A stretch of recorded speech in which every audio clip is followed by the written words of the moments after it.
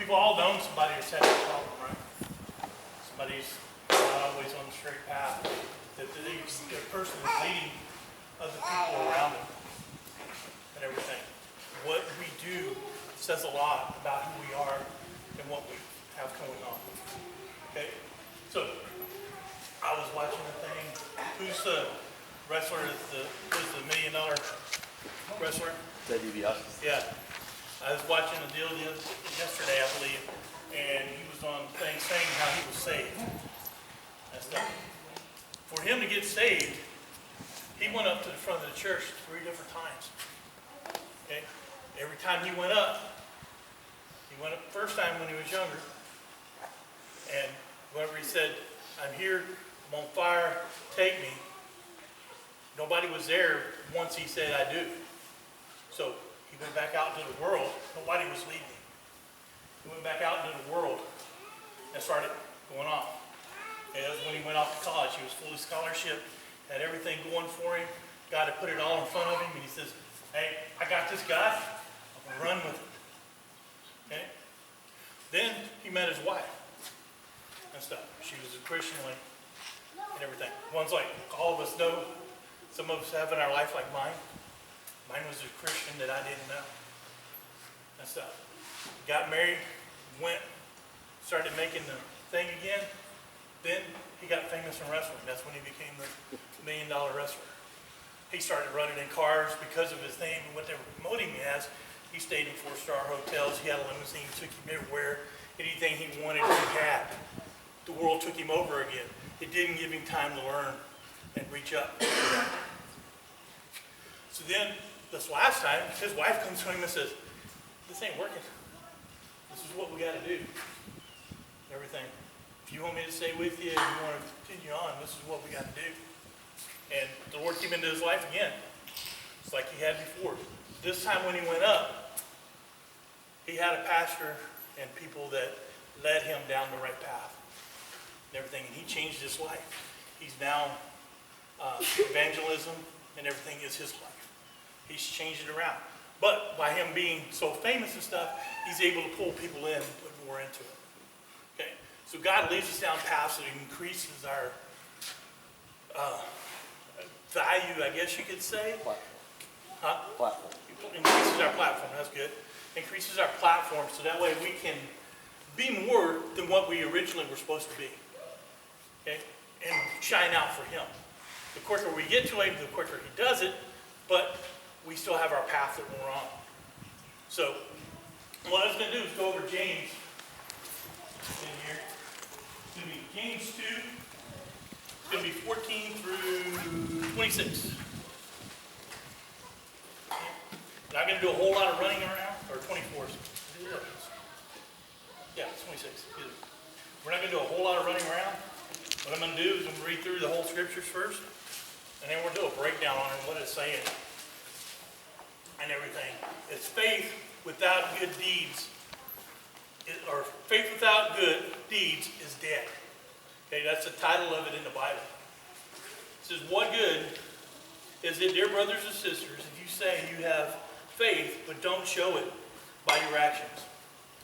Can that kind of faith save someone?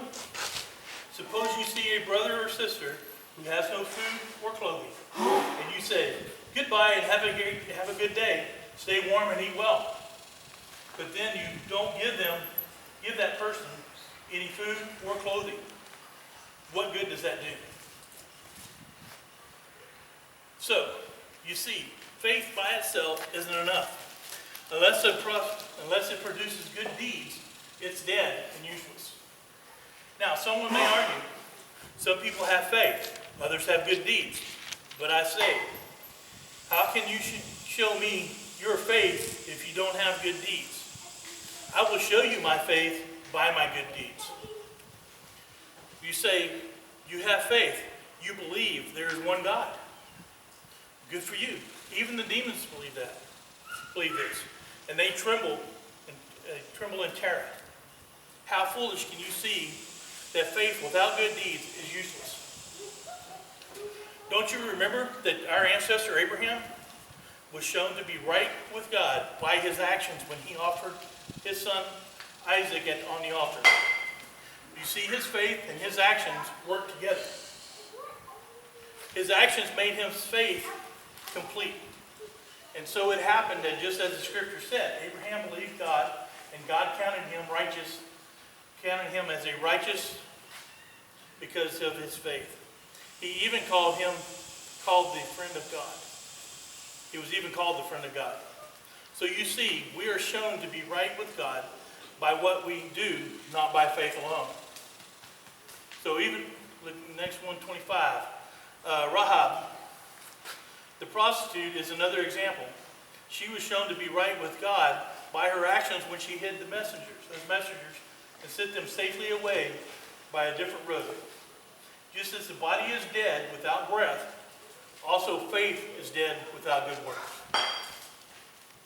Okay? When you get into that,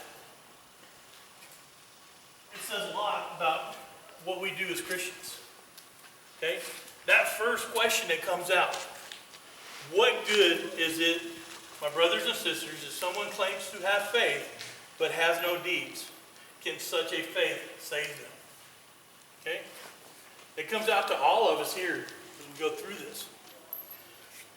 We don't have faith, we don't do good deeds. But we know people out there that say, hey man, I'm good. I'm doing all this stuff right. I'm doing what I'm supposed to. But they still don't go to church. They still have that sin in their life, and they haven't submitted to God. So even though they're doing all they can do right, they still don't have the faith to make those deeds good. Okay? We have a lot of people out there that have an intelligent asset, which is the teaching of God in their head, but it's not linked to their heart. So they can go through, they can quote your scriptures, they can tell you everything you want to know, and all that, but whenever that guy's on the corner hungry and can't do anything, they walk right by him and keep on going. They say, have a good day, see you later. And they keep on walking by. So we as Christians have to make sure that what we're doing with our deeds is promoting what we feel in our faith. Okay? If you look in also in Matthew 25, 35 through 36, it says, for I was hungry, and you fed me. I was thirsty, and you gave me drink. I was a stranger, and you invited me into your home. I was naked, and you gave me clothing. I was sick. You cared for me. I was in prison, and you visited me. Okay? That's showing the love that we have for each other. That is an unbinding, unmistakable, I've heard it called agape love. Okay? Love that has no bounds, has no restrictions, has no, you're not in the right club, you're not wearing the right clothes. Hey, I don't know you. Even people we don't know, we should have this love for as Christians. And again in 1 John 3:17 and 18. If someone has enough money to live well and sees a brother or sister in need but shows no compassion, how can God's love be in that person? Dear children, let's not merely say that we love each other, let us show it by the truth of our actions. There again, all coming into that same one. We see them walking down the street and they need something. We as Christians are supposed to help. We're supposed to take care of the orphans, we're supposed to take care of the widows, the homeless, all that kind of stuff. I'm the first one to admit, I don't always do that. Okay? We've gotten so sensitized as the world because that guy sitting on that corner may be going to get in his Mercedes to drive home when he gets back, right? So we don't know what he's doing. Okay? But the part we got to watch out for is, okay, we passed this guy up today, but on our way home, we see him living up underneath the bridge. So the next day when we go by, do we help him? Or do we keep on driving? You don't have to do much. He's looking for food. Hand him some food. Okay? That's all you need to do. You need to make yourself to him. Show your love to him. And stuff. Some of these guys that are looking for work, and they're sitting there, hey, I need work. Hey, come on my yard. So, you ain't be ridiculous on it. Hey, do me a favor, pick up all the trash over here on this road. I'll pay you for it. I'll give you $20, $10, whatever you got. Let them work for it, but show them the love. Okay? The part we got to remember is our works are of love, not of work. If we have to work, we get paid for our wages. So if we have to work at it, and that's the only reason we're doing it is because it is work, then it's not the true love that we see. The true love is what you're doing whenever anybody has anything going on, and you just automatically give it out. It doesn't matter whether you get paid for it. It doesn't matter whether you feel anything you're supposed to be there. You just do it. It's just your outpouring of love. So it says here at the end, we as Christians must stay on the outlook for the ones that claim to have faith, but show by their deeds they do not have it. True faith, again, is a changing culture. So there again, whenever somebody's around us and stuff, and we see it, we've seen it. When somebody comes up and they get saved, what happens to them? You see a change on their face. You see a change in their life and everything. There again, that's where we need to step in as true Christians and help them lead the way. Okay? If we're back here stumbling as Christians and stuff and not knowing which way we're going and running over here and then we're running over here, that guy that's trying to follow you is sitting behind you going, do I really want to do this?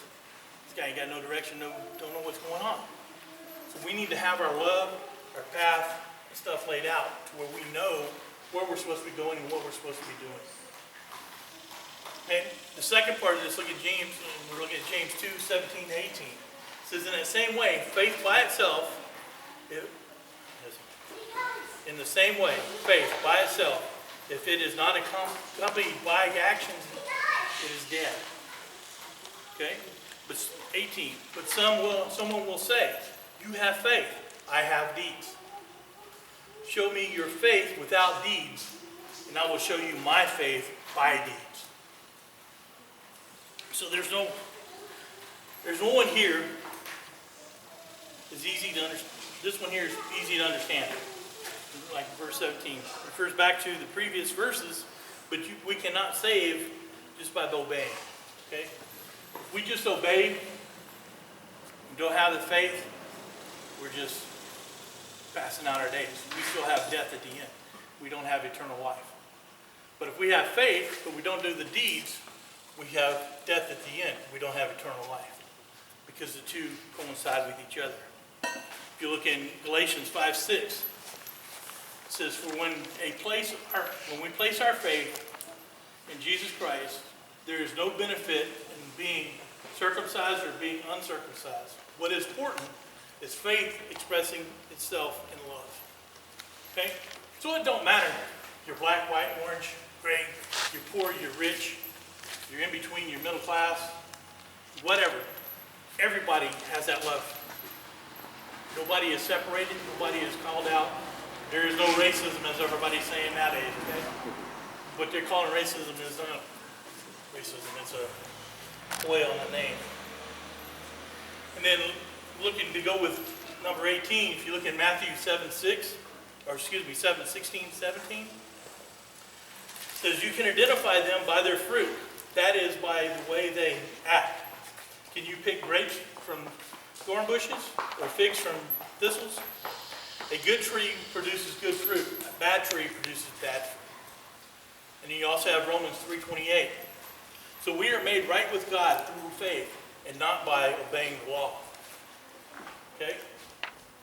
Faith, we still have to obey the law, but we're not obeying the law of the covenant beforehand with the new covenant, with the way Jesus put it. Okay? Through our love, obeying and loving each other, that is the greatest commandment, right? So as long as we do that, if we love everybody, we treat everybody the same, and we do everything like that, going with that love, we automatically obey the rest of the commandment. We don't want to kill nobody. We don't want to steal from nobody. We don't want to talk bad about anybody. We don't slander anybody. We don't envy anything anybody has. So everything's covered. All we need is to do the love. But that love is very, very hard. Because that love is for that person that you hate down the road. That person that cut you off in front of you and everything. You have to show them that love. No matter what they do, no matter how they act, or anything else. By showing them that love, you may change their outlook on life and how they do it. Okay? They're going to see you change. They're going to see what you're doing. And they're going to be, it ain't too bad. He's doing all right. And through your love, God rewards you. You get better. Your life gets better. You understand everything happens. I'm not saying you won't suffer. There won't be trials and everything, because as you're growing, He's got to make you stronger to be able to deal with the stuff that's coming up. Everything else. So He's going to work on you.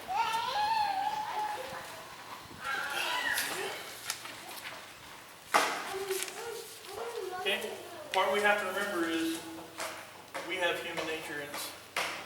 Okay? We automatically have sin in us from the day we're born. Okay?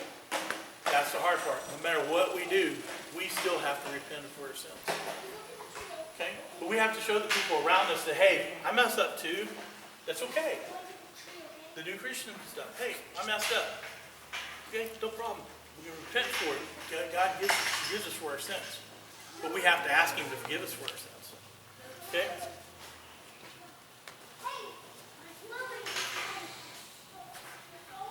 Again, here, trying to live by the law was before the birth, crucifixion, and resurrection. With the blood of Jesus Christ, we are made right with God through faith. Okay? So, following those same examples. Then, you come in here to 2:19 through 24. It says, you believe that there is one God. Good.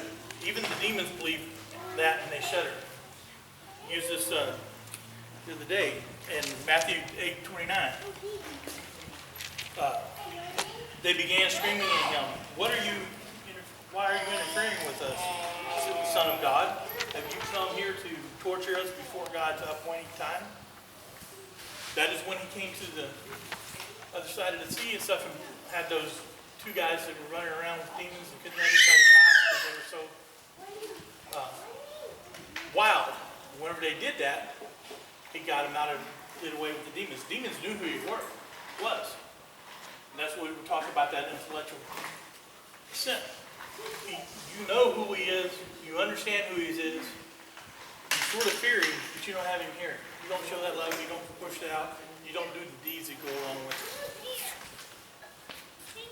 And then again, Galatians 5:6 works on that one again.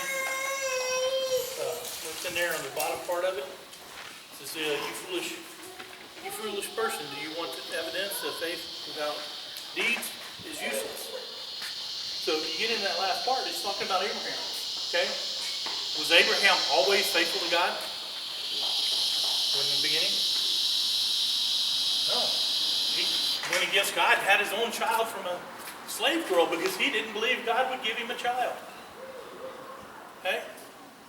But God put that in front of him and said, see what you did? Everything. He ended up repenting for that. He got his child. Then God asked him to take the only child that He gave him and sacrifice him on the altar. Take him out here, you build the altar, you put him on it, and you sacrifice him for me. Who in here will do that? Who in here would take their only child, put it on an altar, and sacrifice him for the Lord? It'd be hard for me, I guarantee you. Okay? But Abraham, through his faith, was willing to do that. And at the end, God gave him a way out, didn't He? He showed him, hey, stop, don't do that. I believe you. We got your faith. You're 100%. There's a goat. Sacrifice that goat for me. Okay?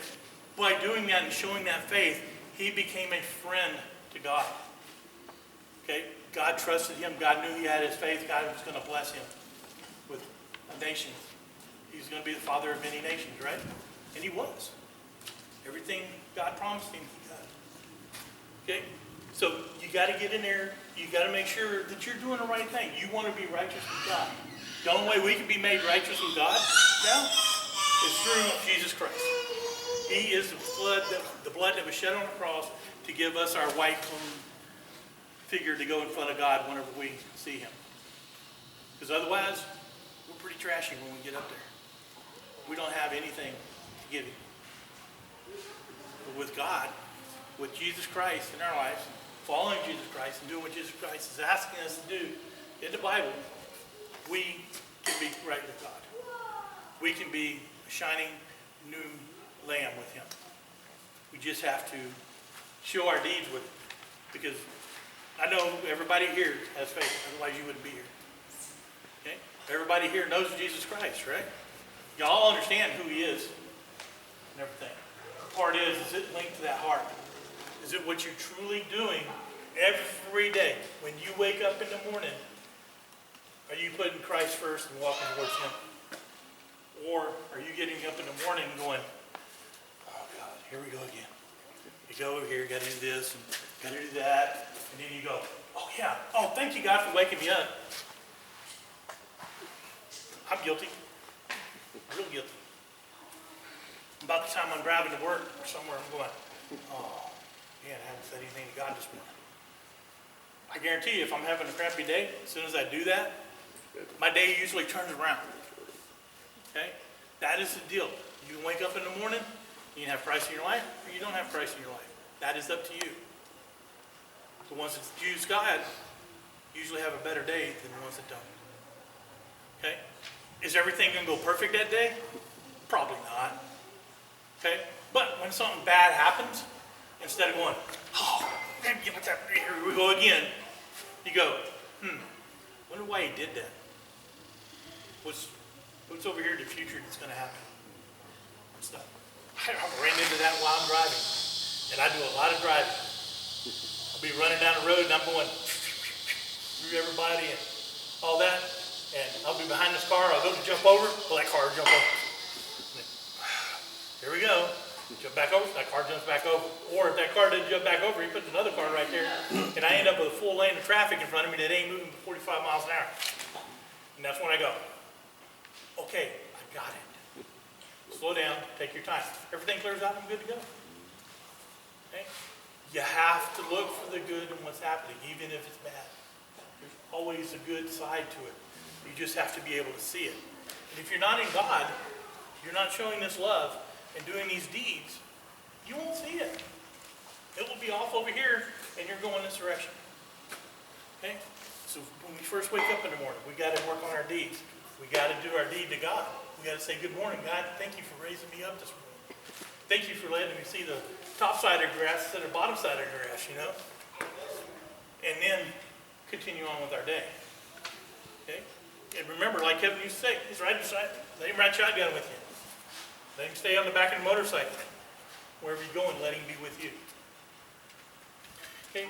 You get to the last part of this, and that is where they talk about, well, hey, I guess I'm saying her name right. Rahab. That's what I thought it was, but it was too easy. Their names are never that easy. So with the prostitute, she's an example. She was shown to be right with God by her actions when she hit those messengers and sent them safely away by a different road. Just as the body is dead without a breath, so is faith without deeds. Sort of set the scene, you got to remember, Israel was coming in to defeat Jericho. Okay? They were coming into their promised land. They were taking over their promised land. So as they came in to take over Jericho, they sent in their spies to see what was really going on. Well, their spies got caught, or spotted anyway. So they went running through and knocked on doors trying to get in, and she let them in. She took care of them. She hid them up in a loft while they came in to look for them. Where'd they go? Where'd they go? Can't find them anywhere. She hid them. Okay? Because she knew that they were from God's will. She knew the Israelites were coming, and the Israelites had God on their side. She wanted to be part of that. Whenever the Israelites came in, all of Jericho was destroyed. People were killed. But her and her family were not killed. They were allowed to live and everything else through her righteousness with God. Okay? So, you got spies running around, and all of a sudden they start knocking on your door. What are you going to do? Shut the door usually in front of their face and say, oh, we can't help you here, right? You're not going to invite them in, hide them, and then help them escape. Okay? So, you got to have the faith in God. Through her knowing God, she knew that she needed to do that.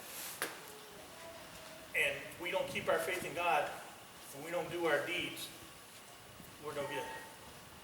There's nothing we can do. Deeds themselves will not get you into heaven, and faith by without deeds will not get you into heaven. Either way, you're dead. You have to have both to work in union. Because once you get saved, you automatically crave to do what the Lord asks you to do. Okay? I know it happened to me. I mean, before, here we go, y'all all know me, I'm going to go back to Mississippi. At the river. That river had nothing to do with anybody else that was there other than me. Okay?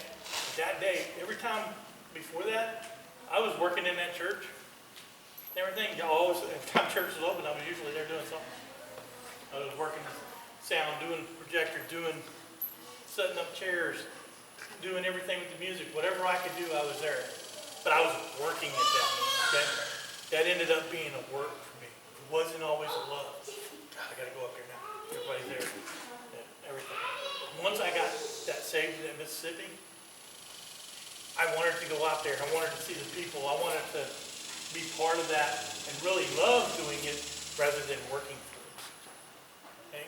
There's a love that happens in there that you just, until you have it, until you feel it, where you understand it, it just ain't there. And you know when it happens. And by you doing that, because otherwise I wouldn't be up here right now if it wasn't for that, I guarantee you. I thought about it, and God never gave me anything to preach before that happened.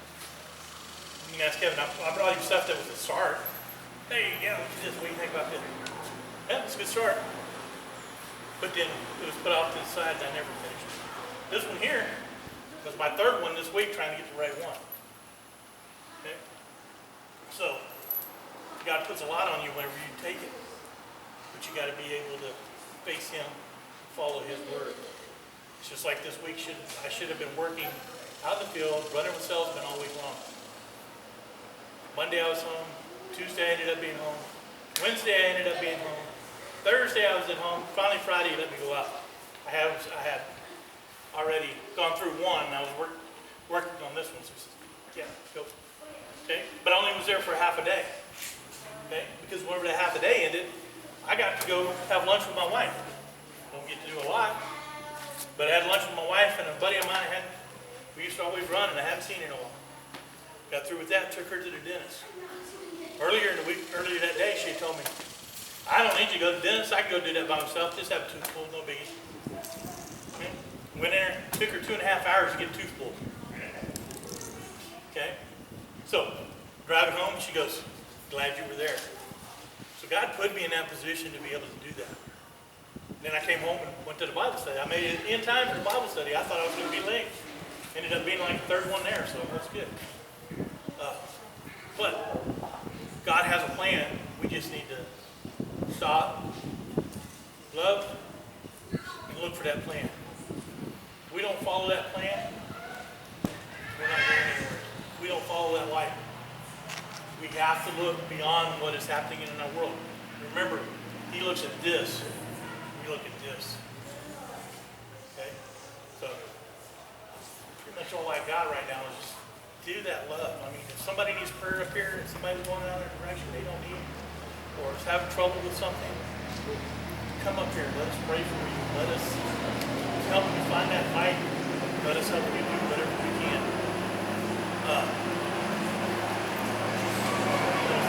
That's why we're here. That's why we are a tribe. We are a group of family. No matter who you are or when you come in, we are your family. We are here to love you. Letting you come up for prayer.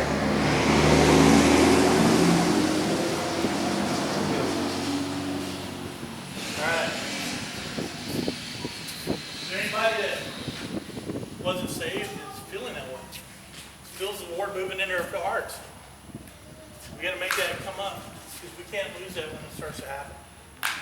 We need to get that feeling and we need to kindle that feeling to somebody. Okay? We're going to end this on a prayer. Everybody enjoy the rest of the day.